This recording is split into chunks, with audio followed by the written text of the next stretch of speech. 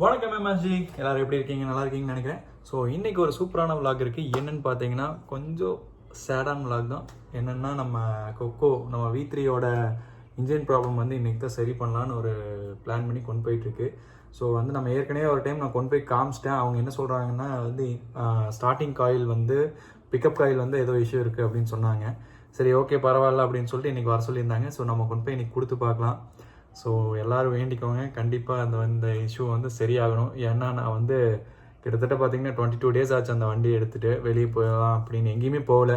So நம்ம கடைசி Kodaikanal trip கூட பார்த்திங்கன்னா நம்ம ஒரு ஃப்ரெண்டோட வண்டி தான் எடுத்துகிட்டு போயிருந்தோம், நம்ம பசங்களோட வண்டி தான். ஸோ அதனால் வந்து நம்ம வண்டி எடுக்கிறதுக்கு ஸோ இன்றைக்கி தான் வந்து அதுக்கான டேட் வந்திருக்கு. சரி, வாங்க போய் பார்க்கலாம் என்ன சொல்கிறாங்கன்னு. ஆல்மோஸ்ட் 99% பார்த்திங்கன்னா அந்த காயில் இஷ்யூ தான் சொல்கிறாங்க. ஸோ அதை தாண்டி என்ன பிரச்சனைன்னு எனக்கும் தெரில. ஏன்னா அது வந்து சவுண்டே வித்தியாசமாக இருக்குது. சவுண்டு எங்கேருந்து கேட்குதுன்னு கூட தெரில, அந்தளவுக்கு இருக்குது.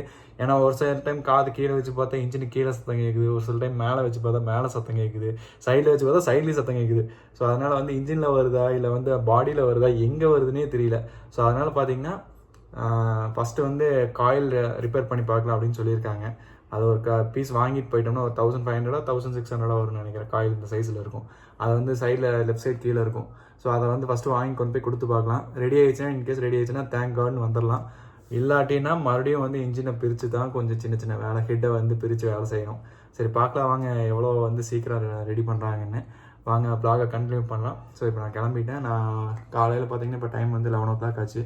ஸோ இப்போ கிளம்புனா தான் கரெக்டாக இருக்கும் நைட் ஒரு 6 o'clock வர்றதுக்கு. ஏன்னா அவங்களுக்கும் நிறையா வண்டி இருக்கும். நம்ம வண்டி சரி பார்த்து தரேன் அப்படின்னு சொல்லிட்டாங்க ஒன் டேக்குள்ளே. அன்றைக்கே பார்த்தீங்கன்னா 2-3 days ஆகும் தம்பி அப்படின்னாங்க. நான் ப்ளீஸ்ண்ணா கொஞ்சம் எனக்காக ஒரே நாளில் முடிச்சு கொடுங்க, நான் அவங்க கூட ஹெல்ப் பண்ணுறேன் அப்படின்னு சொல்லி தான் வந்து இன்றைக்கி கொண்டு போயிட்டுருக்கு. சரி வாங்க பார்க்கலாம். எஸ், நம்ம பார்த்திங்கன்னா கிளம்பியாச்சு. இப்போ பார்த்திங்கன்னா அந்த சவுண்டு மட்டும் கேட்குறீங்களா எப்படி இருக்குன்னு. ஏன்னா இப்போ பார்த்தா தான் வந்து பிஃபோர் ஆஃப்டர் பார்க்க முடியும், அதனால தான். இப்போ ஆக்சுவலாக கேட்டிங்கன்னா நார்மலாக தான் சத்தம் இருக்கும். அதுவே லைட்டாக ஆக்சிலேட்டர் கொடுத்தோன்னு வச்சுக்கோங்க, ஒரு டிஃப்ரெண்ட் சவுண்ட் வரும். ஸோ இதுதான் அந்த பிரச்சனை. சரி வாங்க இன்றைக்கி போய் பார்க்கலாம், பார்த்தா தான் தெரியும். ஏன்னா நம்மளும் வந்து ரொம்ப நாள் வெயிட் பண்ணிட்டோமா. சரி, ஓகே, நம்ம போய் எதுக்கு போய் பார்த்துடலாம். இதுக்கு மேலேனா நம்மளுக்கு ரைடுக்கும் வந்து நிறைய பிரச்சனையாயிருங்க. அதனால தான் இன்றைக்கி போய் பார்த்தா தான் தெரியும். சரி, ஓகேங்க, நாங்கள் ஒர்க் ஷாப் போய்ட்டு உங்களுக்கு கண்டினியூ பண்ணுறேன்.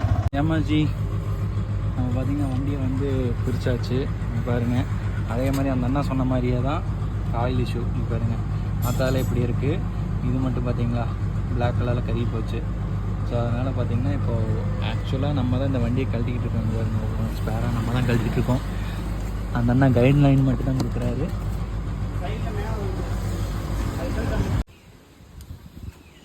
எஸ், நம்ம ஃபைனலாக பார்த்திங்கன்னா இந்த மேக்னெட்டோ காயில் வந்து ரீப்ளேஸ் பண்ணியாச்சு. ஸோ உங்களுக்கே தெரியும்னு நினைக்கிறேன், இந்த இடத்துல டேமேஜ் ஆகி ஃபுல்லாக கருகிருச்சு. ஸோ இப்போ நம்மளே வந்து மாட்டியாச்சுங்க, ஒரு அண்ணா ஹெல்ப்போடு வந்து மாட்டியாச்சு.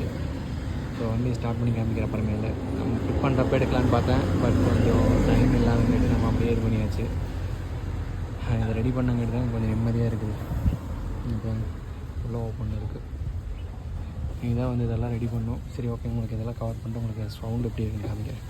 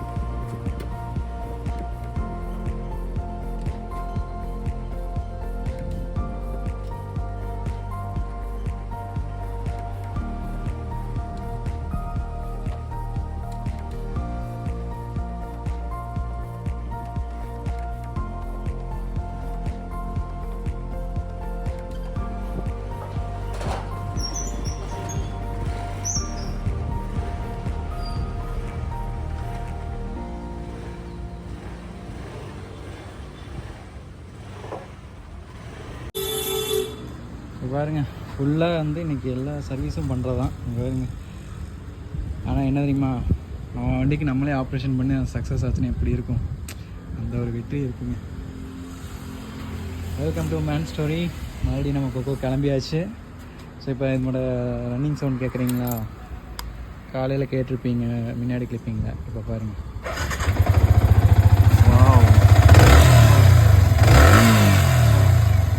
அந்த சத்தமே இல்லை. இப்படி இருந்தால் தாங்க மனசே நிம்மதியாக இருக்குது. தினமும் காலையில் எந்திரிச்சு இந்த சத்தத்தை கேட்டு கஷ்டமாக இருந்த எனக்கு இன்றைக்கி தான் கொஞ்சம் நிம்மதியாக திருப்தியாக இருக்குது. நான் இதுக்கு வேறு எவ்வளோ பில் ஆச்சுன்னு இல்லை, நம்ம தான் ஃபிட் பண்ணோம். பட் இருந்தாலும் அது ஸ்பேர்ஸ் எல்லாம் கொடுக்கணும். இன்னும் பாருங்கள், இந்த ECU யூனிட்டு, அதுக்கப்புறம் பார்த்திங்கன்னா பேக் சீட் யூனிட்டு இதெல்லாம் ஃபிட் பண்ணோம். அதுக்கப்புறம் பார்த்திங்கன்னா நம்ம ஃபாக் லைட், இங்கே பாருங்கள், இந்த ஃபாக் லைட் வந்து கொஞ்சம் ஆடிட்டு நல்லா இல்லாமல் இருந்துச்சு. ஸோ இதையும் இப்போ போட்டாச்சு. இங்கே பாருங்கள், ஆனால் இப்போ ஆகும். எஸ், எல்லோ, அதுக்கப்புறம் ஒயிட், அதுக்கப்புறம் மல்டி கலர், அதுக்கப்புறம் பிளிங்கர். ஸோ இது வந்து நம்ம முன்னாடியே ஃபிட் பண்ணியிருந்தது. பட் வந்து இப்போ தான் வந்து எல்லாம் ஃபைனலைஸ் பண்ணி சூப்பராக மாற்றிருக்கோம். இன்னும் 2-3 வேலை இருக்குங்க. அதாவது இந்த பிரேக் வந்து ரெடி பண்ணணும். அதுக்கப்புறம் வேறு அவ்வளோதான். மேக்ஸிமம் இதை க்ளீன் பண்ணணும்னு நினச்சேன். ஏன்னா இந்த இடத்துல கேப் இருக்குது பார்த்திங்கன்னா, இந்த கேப் வந்து இதில் என்ன ஆகுனா சேர் அடித்து உள்ள ECU யூனிட்டில் டேமேஜ் பண்ணிடுச்சுன்னா அவ்வளோதான், வண்டிக்கு பெரிய செலவு வச்சிடும். ஸோ அதனால் வந்து நம்ம அதை வந்து கொஞ்சம் ப்ராப்பராக ஹேண்டில் பண்ணிட்டோம். அடுத்தது நம்ம இந்த காயில் இதையும் நம்மளே ரிப்ளேஸ் பண்ணியாச்சு. ஆனால் நானாக எதுவும் ஃபுல்லாக பண்ணல, எல்லாமே ஒரு அண்ணா கைட்லைன்ஸோடு தான் பண்ணிச்சு. அதுக்கப்புறம் இதையும் ஃபிட் பண்ணியாச்சு. அவ்வளோதான். நீ இந்த கப் போட்டு மேலே ஃபேரிங் போட்டோம்னா வேலை முடிஞ்சிச்சு. அதுக்கப்புறம் வேறு அவ்வளோதாங்க, பெருசாக எல்லா வேலையும் முடிஞ்சுது. ஸோ இன்ஜின் ஆயில் மாற்றணும். ஸோ அதையும் மாற்றில ஒன்றும் பிரச்சனை இல்லை. சரி, இதெல்லாம் கம்ப்ளீட் பண்ணிவிட்டு உங்களுக்கு ஒரு ஃபுல்லாக ஓவரால் காமிச்சார் எப்படி இருக்குன்னு.